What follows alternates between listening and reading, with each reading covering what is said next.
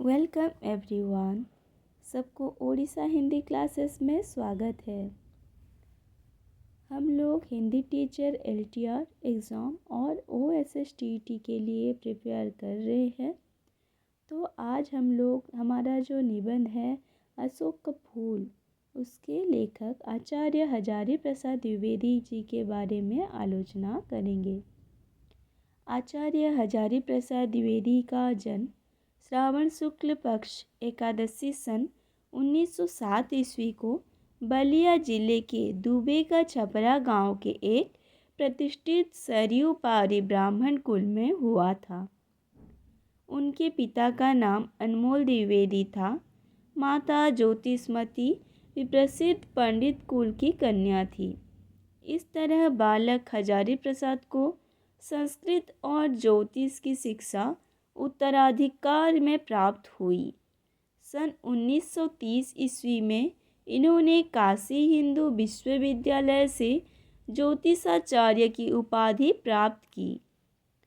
इनकी प्रतिभा का विशेष स्फुरण कवि गुरु रविंद्रनाथ की विश्वविख्यात संस्था शांति निकेतन में हुआ, जहां ये सन 1940 से 1950 ईस्वी तक हिंदी भवन के निर्देशक के रूप में रहे।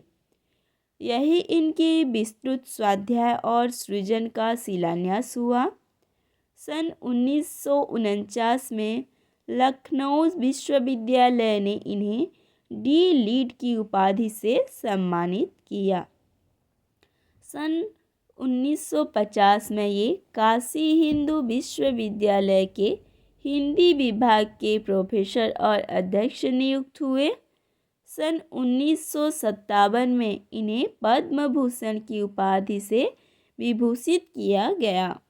सन 1958 में ये राष्ट्रीय ग्रंथ न्यास के सदस्य बने।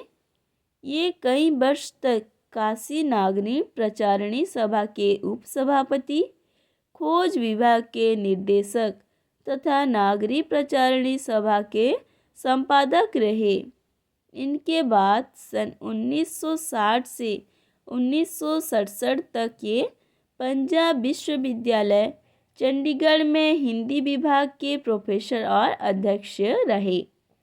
तत्पश्चात इन्होंने भारत सरकार की हिंदी संबंधी विभिन्न खोज योजनाओं का दायित्व ग्रहण किया। 18 मई 1979 ईस्वी को इनका निधन हो गया।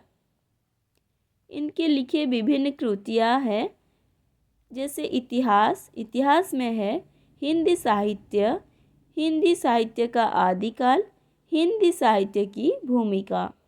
निबंध संग्रह में है अशोक के फूल, कुटच, विचार प्रवाह, विचार और वितर्क, कल्पलता, आलोक पर्व। साहित्यिक, शास्त्रीय और आलोचनात्मक ग्रंथ है कालिदास की लालित्य योजना, सूरदास, कबीर, साहित्य सहचर, साहित्य का मर्म। उपन्यास है बाणभट्ट की आत्मकथा, अनाम दास का पोथा, चारुचंद्र लेख और पुनर्नवा। रचना शैली हिंदी के उच्च स्तरीय ललित निबंधोकारों में आचार्य द्विवेदी का मूर्धन्य स्थान है। आत्माभिरंजना के साथ साथ साहित्य, संस्कृति, प्रकृति, सुषमा, लोक जीवनी और समकालीन समस्याओं का मिला जुला रसास्वादन कराने में इनका शैली अभिनव है। इनके निबंधों में एक और महाभारत, कालिदास, बाणभट्ट आदि संस्कृत ग्रंथों की सुप्तियाँ संयोई रही है, तो दूसरी ओर रविंद्र, कबीर, रज्जब, सूर, तुलसी आदि बंगाल और हिंदी कवियों की वाणी की छटा भी दृष्टिगोचर होती चलती है।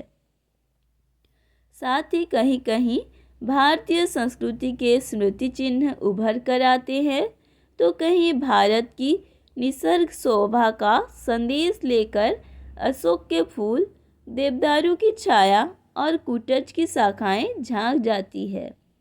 इनका उन्मुक्त व्यक्तित्व रह कर इनके निबंधों में विनोद की हिलोर उठता चलता है, पर कभी कभी ये अपनी संस्कृति की विस्मृति अथवा मानव पतन के विषाद से सजीदा भी दिखाई पड़ती है। देश प्रेम और मानव प्रेम का व्यापक चित्र इनके साहित्य के पटल पर अंकित है।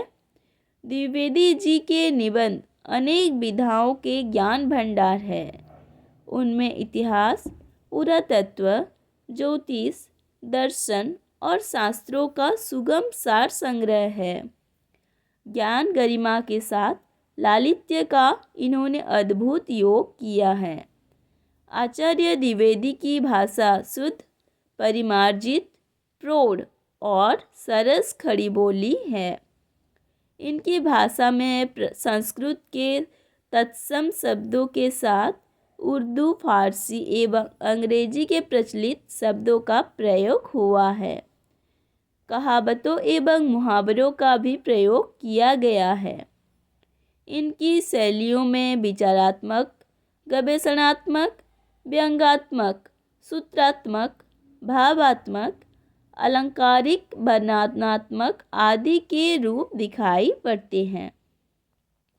तो चलिए थोड़ा बहुत निबंध का सार मर्म देख लेते हैं, जो कि अशोक के फूल के बारे में है। कंदर देवता के 5 प्रमुख पुष्पों में से एक है अशोक का फूल। कालिदास समकालीन साहित्य में अशोक का प्रचुरता से उल्लेख मिलता है। इनकी प्रमुख विशेषता यह है कि उदास नहीं है। 2000 वर्ष पूर्व कालिदास के समय में जब उसे बहुत सम्मान मिला था, जैसे प्रसन्नचित्त था, वैसा आज अनादरित होकर है।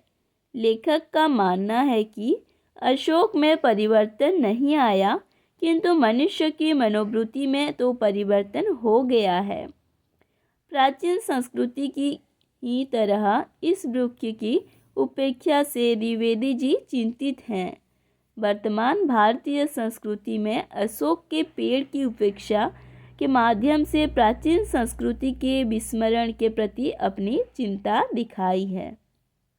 यह था हमारा अशोक का फूल निबंध का कुछ सारमर्म। अगली क्लास में हम लोग देखेंगे अशोक के फूल के निबंध के बारे में। धन्यवाद।